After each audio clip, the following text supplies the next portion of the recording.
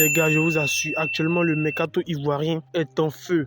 Il est en mouvement parce qu'il y a pas mal de nos internationaux qui sont courtisés par certains clubs, que ce soit des clubs anglais, des clubs allemands, etc. Mais en tout cas, nos joueurs, par rapport à tout ce qu'ils démontrent durant le début de saison, ça frappe à l'œil, aux yeux des coachs, des autres clubs et qui sont prêts, n'est-ce pas, à débourser de l'argent pour pouvoir les acheter. Il y a Ouma Diakité qui est courtisé par 2 clubs en Angleterre, Fulham et West Ham. Voici des clubs qui sont prêts à débourser de l'argent pour faire venir Ouma Diakité. Parce qu'on le rappelle, hein, il a fait une très bonne partie de saison à Reims. Donc il était carrément titulaire durant cette première phase, cette première partie de saison. Il a joué réellement tous les matchs et ça nous le savons tous. Il était réellement performant, il marquait des buts, il donnait des passes décisives. Et les gars, c'est tout ce que nous attendons de lui. Contrairement à la saison dernière, 2023-2024, où il n'était pas réellement titulaire, où il entrait parfois en coup de jeu, où il n'était pas encore réellement installé dans cette équipe de Reims, comme il est cette saison. Donc forcément, lorsque tu es installé dans une équipe, il y a des prestations qui suivent, tu arrives à être performant sur le terrain. Et c'est le cas de Ouma Diakité, qui cette saison est demandé par pas mal de clubs. Il y a West Ham et Fulham qui le veut. Mais moi, je dis qu'il doit se calmer un petit peu parce qu'actuellement, Reims, ça risque la relégation. En tout cas, depuis le départ de Agbadou, ce club-là va de mal en pire. Ils ont reculé au classement. Et je me dis que partir maintenant, ce serait pour moi une fuite en avant. Une fuite en avant parce qu'actuellement, le club de Reims est dans le dur. Il risque même la relégation en Ligue 2. Donc, ils comptent sur les attaquants pour pouvoir les faire gagner des matchs. Ils n'arrivent pas à gagner des matchs. Ils n'arrivent pas à être performants. Et Ouma Diakité avec. Parce que, comme je vous l'ai dit, il a fait une bonne première partie de saison. Mais durant cette deuxième partie de saison, on n'a plus retrouvé ce Ouma Diakité efficace devant les buts. Ce Ouma Diakité décisif. Malgré qu'ils ont changé de coach en début de saison, il était toujours titulaire sous le nouveau coach.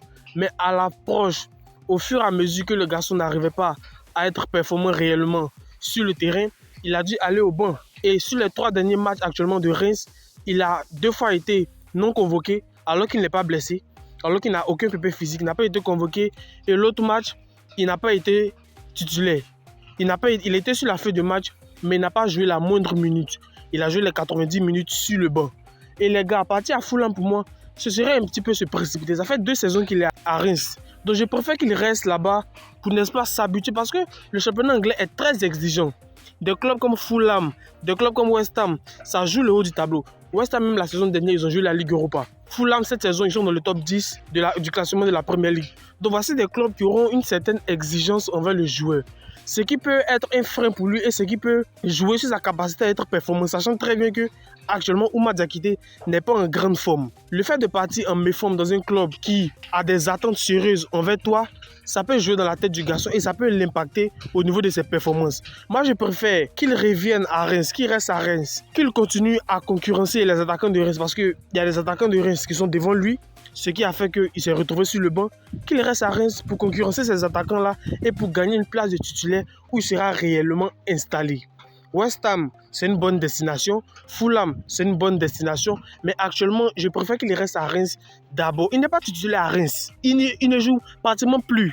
Il n'est plus titulaire. Il a été titulaire durant la première moitié de saison. D'août, n'est-ce pas, à décembre, janvier, il était titulaire. Il jouait tous les matchs. Ça jouait la Ligue 1, ça jouait la Coupe de France. Mais actuellement, il n'est plus titulaire.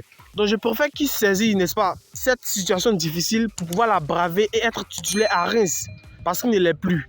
Donc, partir à Fulham, à West Ham, pour moi, ça serait un petit peu trop tôt. Bien sûr que les clubs Fulham sont intéressés par le joueur, mais je pense que ça sera un petit peu trop tôt. Donnez-moi vos avis dans les commentaires. Ce joueur-là, avec toutes les qualités qu'il démontre actuellement, je pense que de cette même manière que le club Monaco a ouvert son dossier, franchement, il risque de quitter Monaco cet été. En juin, là, il risque de quitter Monaco. Parce que on rappelle que son contrat avec Monaco finit en 2028. Et là, nous sommes en 2025. Et là, il n'y avait pas encore d'ouverture. C'est-à-dire, même si les clubs voulaient acheter Wilfried Senghor, le club de Monaco aurait refusé. Mais actuellement, ça fait 2 ans qu'il est là. Donc, il y a une ouverture sur le joueur. L'AS Monaco est prêt à laisser partir Wilfried Senghor au prochain mercato. Le défenseur international ivoirien souhaite rejoindre un club de Premier League. Décidément, la Premier League, bien sûr que c'est un championnat dont nous rêvons tous de voir nos joueurs évoluer là-bas. Mais actuellement, l'AS Monaco a ouvert le dossier de Wilfried Senghor. Donc, s'il y a un club qui met une grosse partie de l'argent, c'est-à-dire qui mise beaucoup sur le joueur, Monaco peut faire partie de Wilfried Senghor dès cet été, malgré que son contrat finit en juin 2028. Et les gars, je pense que Wilfried Senghor, c'est un joueur exceptionnel. C'est un joueur exceptionnel. Il a joué la Ligue des Champions cette saison. il était titulaire indiscutable à l'AS Monaco. Il joue pratiquement tous les matchs. Lorsqu'il est arrivé, il était titulaire indiscutable. Quitté fraîchement d'Italie en 2022-2023 pour venir au Torino. Et dès qu'il arrive dans cet effectif, il est quand même titulaire. Parce que l'AS Monaco, lorsqu'il est arrivé, l'AS Monaco était quand même des équipes qui jouaient le haut du tableau. Donc il y avait une certaine concurrence là-bas. Mais malgré cela, il a pu être titulaire et devenir performant sur le terrain. Et les gars, ça fait vraiment plaisir de voir Wilfried Senghor qui est en train de gravir les échelons comme ça. Il est en train de gravir les échelons parce qu'on l'attendait tous dans le haut niveau de la compétition. La Ligue des Champions, il y a joué cette saison, même si Monaco a été sorti. Mais il était titulaire indiscutable. Finalement, était élu homme du match de Monaco dans cette campagne de Ligue des Champions. Et les gars, il est en train de monter en plus. Actuellement, Monaco est dans le top 3 de Ligue 1, certainement qu'ils vont jouer la Ligue des Champions la saison prochaine. Et j'espère que ça sera le cas. Mais actuellement, il y a pas mal de clubs anglais qui sont intéressés par lui. Et lui-même veut décider de rejoindre un club anglais. Et pour moi, c'est une bonne nouvelle. C'est une bonne nouvelle parce que malgré que Monaco est quand même une équipe où il y a pas mal de concurrence, il a su braver cette concurrence-là et est devenu titulaire indiscutable. Et les gars, moi, ça me fait vraiment plaisir de voir que Wilfried Senghor veut aller dans le championnat anglais. Moi, je pensais qu'il allait aller dans un autre championnat autre que le championnat anglais. Parce que je sais que le championnat anglais, c'est là-bas qu'il y a de grands attaquants, c'est là-bas qu'il y a de grands défenseurs et c'est le meilleur championnat. Donc, lorsqu'il sera là-bas, forcément, ça va le faire gravir encore un échelon. Et je pense que cette campagne de Ligue des Champions que l'AS Monaco a joué cette saison a permis aux garçons d'être plus connus. Parce que la Ligue des Champions, c'est que c'est une compétition qui est suivie par pratiquement tout le monde. Il y a tout le monde qui regarde cette compétition. Donc lorsqu'un joueur est performant dans ce genre de compétition, il attire forcément l'œil des recruteurs. Il attire forcément l'œil des présidents de clubs, des joueurs, des entraîneurs, etc. Et les gars, ça fait vraiment plaisir. Lui-même, il décide d'aller en Première Ligue de la même manière que l'AS Monaco a ouvert son dossier. Il risque de partir. Parce que je suis sûr qu'il y a d'autres clubs qui n'attendaient que ça. Je vous le promets. En juin, je pense pas que Wilfried Senghor va rester à l'AS Monaco. Mais on ne sait jamais aussi. Même si actuellement il est titulaire indiscutable à l'AS Monaco en tant que défenseur central, ce qui n'est pas son poste préférentiel parce qu'avec les éléphants, il joue en latéral droit. Et lorsqu'il est arrivé à l'AS Monaco, la première partie de saison, il a joué en tant que latéral droit la saison. Mais c'est cette saison que l'entraîneur de l'AS Monaco l'a mis en défenseur central, ce qui montre la polyvalence du garçon. Et les gars, ça fait vraiment plaisir. Pour moi, partir en première ligue pour lui, ça sera réellement un bon choix parce qu'il est très en forme. Il est très en jambes. Il a assez de temps de jeu. Cette saison avec l'AS Monaco, il a joué 37 matchs pour un taux de titularisation réellement de 90%. Où il a joué 2781 minutes à peu près. Et les gars, il est en train de monter en puissance. Il a marqué 3 buts, notamment 2 buts en Ligue des Champions. Un contre Aston Villa et je crois un autre contre Dynamo Zagreb, je ne me rappelle plus trop, où il a marqué son but de loin. Et les gars, il monte réellement en puissance et ça me fait vraiment plaisir de voir que Wilfried Senghor actuellement est courtisé. En tout cas, moi, ce n'est pas une surprise pour moi. Ce n'est pas une surprise pour moi parce que depuis que je regarde ces matchs, je vois que c'est un joueur qui tape à l'œil. Il tape à l'œil réellement. Dans cette équipe de l'AS Monaco, il est titulaire indiscutable, il est polyvalent, capable de jouer défenseur central comme latéral droit. Et on le voit avec les éléphants. Lorsqu'il y a des escapades avec les éléphants, il arrive quand même à être performant. Et les gars, franchement, le revoir, sinon le voir en première ligue pour moi, ça serait réellement un souhait. Ça serait réellement pour moi un souhait parce qu'il performe actuellement à l'AS Monaco. Il a gravi tous les échelons. Actuellement, Monaco est assuré de jouer la Ligue des Champions. Peut-être que j'espère que lorsqu'il va aller dans un championnat anglais, cette équipe-là jouera régulièrement l'Europe. Contrairement à l'AS Monaco qui, chaque saison, va jouer la Ligue des Champions parce qu'actuellement, ils sont bien placés pour jouer la Ligue des Champions. Enfin bref, Wilfried Senghor est courtisé en Angleterre. Lui-même veut partir en Angleterre. Je ne sais pas ce que vous pensez de ça, mais moi, je souhaite qu'il parte en Angleterre. Aujourd'hui, Manchester United va jouer en Ligue Europa contre l'Athletic Bilbao, le match aller. Et lorsque j'ai regardé la liste des joueurs qui sont convoqués, bizarrement, je vois le nom de Amad Diallo. Et moi, j'étais content parce que ça fait beaucoup de mois, plus de 3 mois, qu'il est éloigné des pelouses, sachant très bien que Amad Diallo, dans le système de Ruben Amorim et même dans le système du club, est réellement un joueur assez important. Lorsqu'il est là quand même, c'est pressing, ça marque des buts, ça délivre des passes décisives et c'est quand même un joueur qui est très impactant dans le système de Amorim.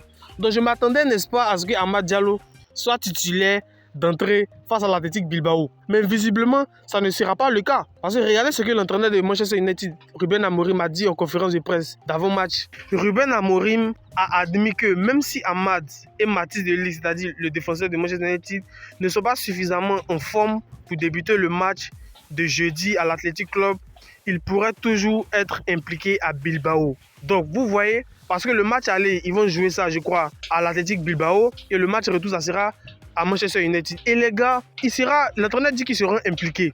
Ces deux joueurs seront impliqués, notamment Amad Diallo. Certainement qu'il ne sera pas dans le 11 entrant, ce qui est totalement logique parce qu'il revient de blessure. Il ne faut pas trop forcer le garçon à être titulaire, ce qui peut lui permettre de rechuter encore, sachant très bien que c'est un joueur qui est très important. Donc certainement le coach ne va pas vouloir trop forcer et c'est tout à fait normal. C'est tout à fait normal qu'il ne force pas parce que Amad Diallo, de peur qu'il se blesse, parce que là actuellement la saison est presque finie. Et il espère que Amad Diallo, lorsqu'il reviendra, va avoir assez de temps de jeu pour la prochaine saison, pour se préparer pour la prochaine saison. Donc là, c'est clair qu'il ne sera pas titulaire aujourd'hui lors du match de Manchester United contre Athletic Bilbao. Mais certainement en Première Ligue, lors des prochains matchs, il sera titulaire.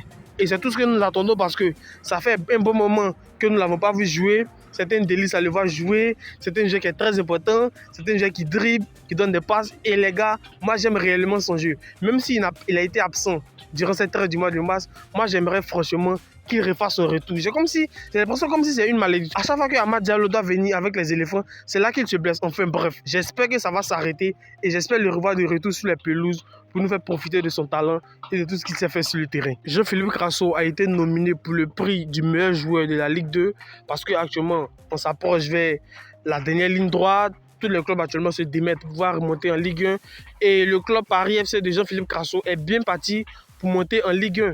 Et Jean-Philippe Crasso, on sait que c'est le meilleur buteur de cet effectif-là.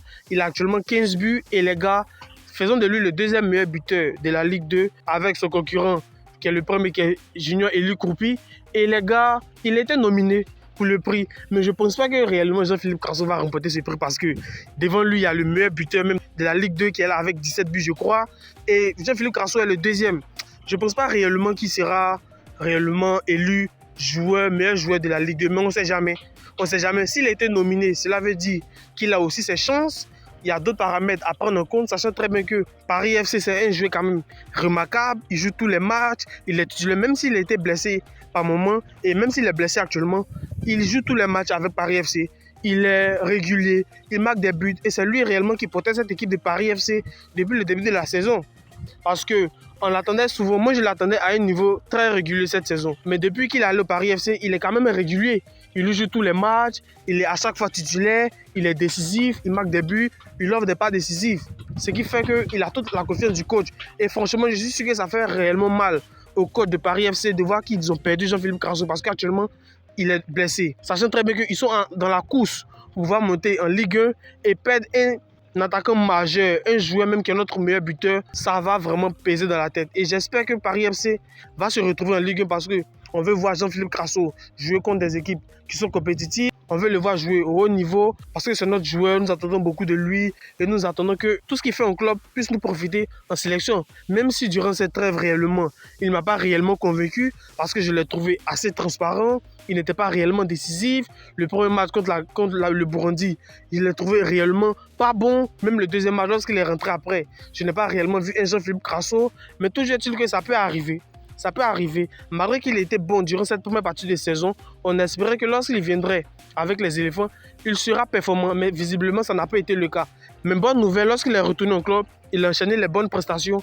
Il était titulaire et c'est tout ce que nous attendons de lui. Être titulaire, être performant sur le terrain, car ce sont les critères que MS Faye même a exigé bien sûr avant l'expérience, etc. Donc les gars, Jean-Philippe Crasso est nominé. Je ne sais pas ce que vous pensez. Est-ce qu'il a des chances de pouvoir remporter ce prix-là? Est-ce que vous le voyez être élu meilleur joueur de la Ligue 2? Ça réellement c'est à voir. Mais moi je ne pense pas réellement. Je pense qu'il y a un petit avantage pour le premier, c'est-à-dire Junior Eli Kroupi, le binational ivoirien. Il y a un petit avantage pour lui, mais je ne pense pas que réellement Jean-Philippe Crasso va remporter ce prix. Mais enfin bref, on ne sait jamais. Tout peut arriver dans la vie. Il peut être nominé pour me surprendre. C'est la vie, ça arrive. Donc les gars, nous sommes à la fin de la vidéo. Donnez-moi vos avis dans les commentaires. Dites-moi ce que vous en pensez.